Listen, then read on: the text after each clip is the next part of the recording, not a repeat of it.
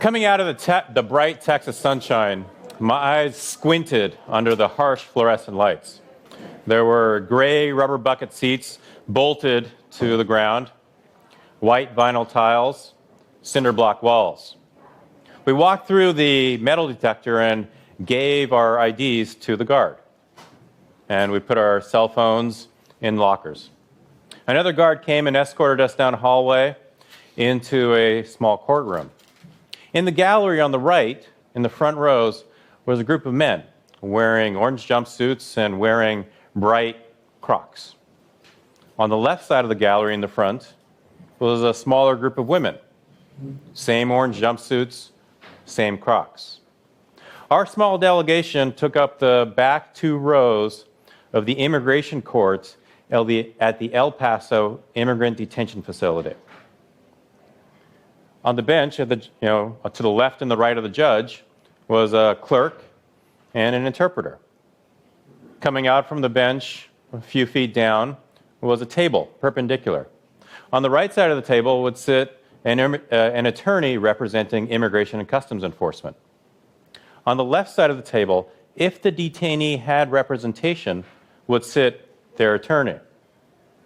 At the end of the table, facing the judge, would be the detainee, often and most times wearing translation headphones, speaking into a thin microphone. The judge, for every single case, would, in essence, read the very same instructions, describing the process, what would come next, what to expect.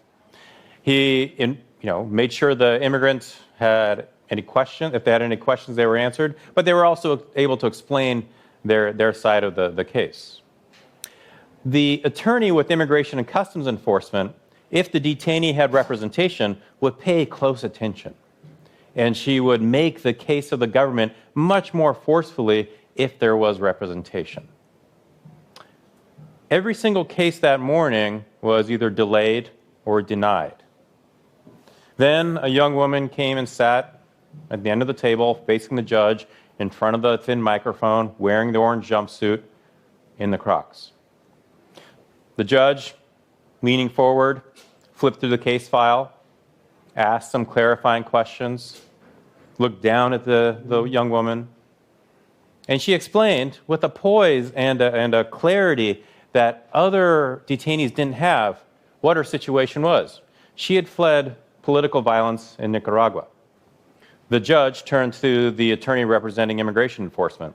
And the attorney, sensing the power of the case, but also the poise of the young woman, spoke very loudly and very aggressively.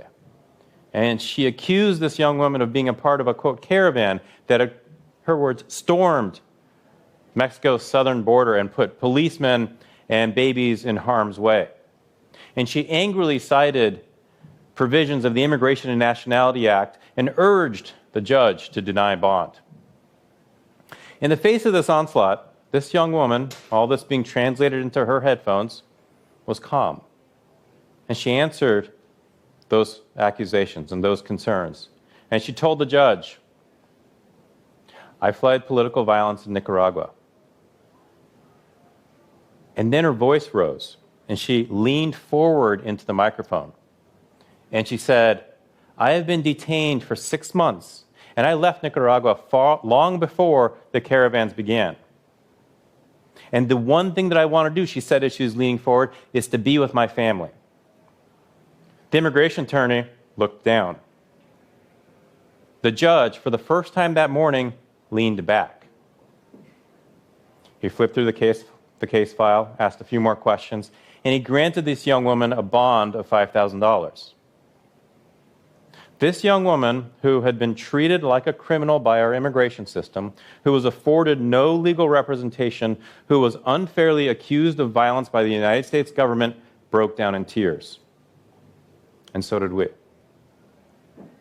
Because look, no migrant wants to leave their home. But because of violence, corruption, poverty, climate change, record numbers of migrants are leaving their homes. But they're leaving with dignity. And whether it's a dangerous journey from Nicaragua to El Paso, from Haiti to Del Rio, or from Syria to Twin Falls, They are fighting at every step of the way to maintain their dignity until they reach the United States border. Because as I witnessed in that courtroom in El Paso, it's our immigration system that strips the dignity from migrants.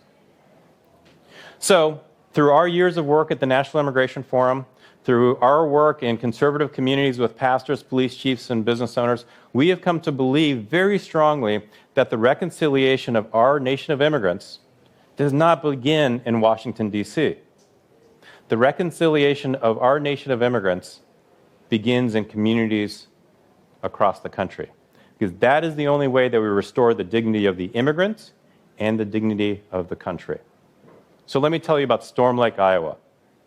In 1989, two people started a journey that eventually took them to Storm Lake. It's a small meat processing town in the northwestern part of the state.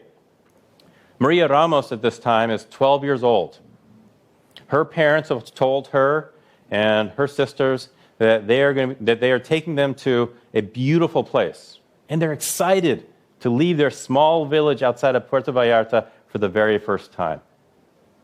But it's a dangerous, and as she told me, it's a sad and overwhelming journey.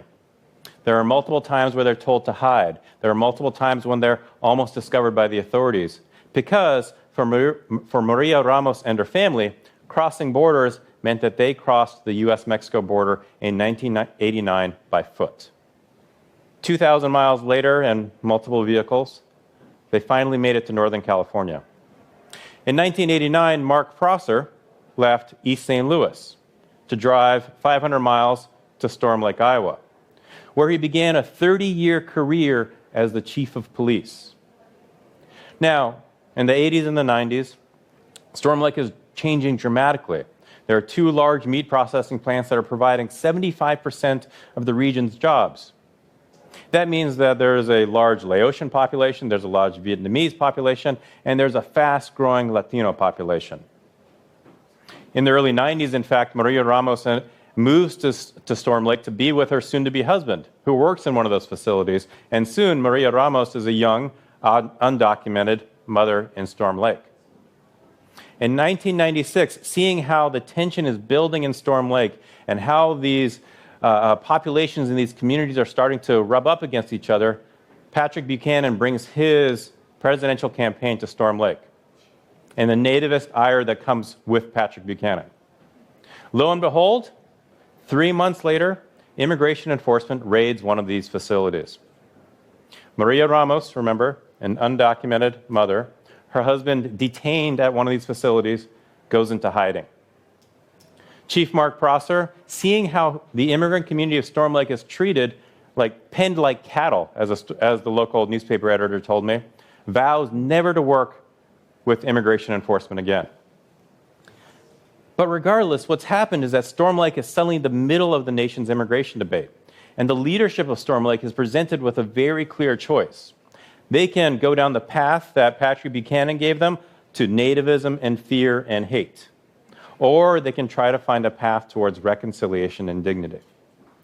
Chief Mark Prosser, to a large degree, led the effort to organize leadership of the town to go across the town, the county, the state, the country, and make the case that Storm Lake was safer, it was growing, it was thriving because of immigrants and immigration. And the other piece of this that's so remarkable is that new leaders started to emerge in Storm Lake over this period of time. In fact, it was Maria Ramos. In 2019, Maria Ramos decides she's going to run for Storm Lake City Council. And she wins. And she's supported by Mark Prosser and so many others from Storm Lake who've been fighting for immigrants and immigration over these decades. As Maria told a local paper, we needed woman representation, and what's better than a Latina woman? And as I was sitting with her, she told me, I would not be able to do what I do if I'd stayed in Mexico. So I needed to step up and do something good for this country, which ultimately is my message today. We all need to step up and do something good for this country, because our character as individuals, our character as a nation, is determined to such a large extent by the way that we treat immigrants and refugees regardless of their legal status. So together, as a community, we need to bring the nation together around an immigration system that provides a path to citizenship for the undocumented. So just like Maria Ramos can fully own the American dream as a U.S. citizen, so can the other 11 million undocumented immigrants. We need to bring the nation together around a legal immigration system that provides pathways for legal entry so that families that follow the Ramos family don't have to pay cartels. And yes, we as a nation need to come together around an enforcement system that keeps us safe and secure, but treats people compassionately. The policy questions at their core are easy, they're simple, they're straightforward. Reconciling our communities, our culture, our politics are more difficult. But what we've seen across the country is that across religion, across race, ethnicity, across politics, across gender, people are doing this work, and it is heroic. In Twin Falls, Idaho, you have conservative dairymen working with immigrants and refugees, some from Syria, to convene pastors, police chiefs, and business owners to create a unity alliance around immigration in conservative southern Idaho. Across the country, you have conservative and moderate evangelical women working together to welcome Afghan families into their communities, into their churches. But more than that, these women are sitting together to return to their Bible and ask themselves the question, how do I truly welcome the stranger?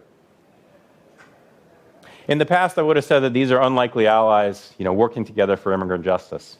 But what I've seen over the last 10 years through our work, what we have done, what we do on a day-to-day basis, leads me to believe that this is slowly but surely becoming the norm.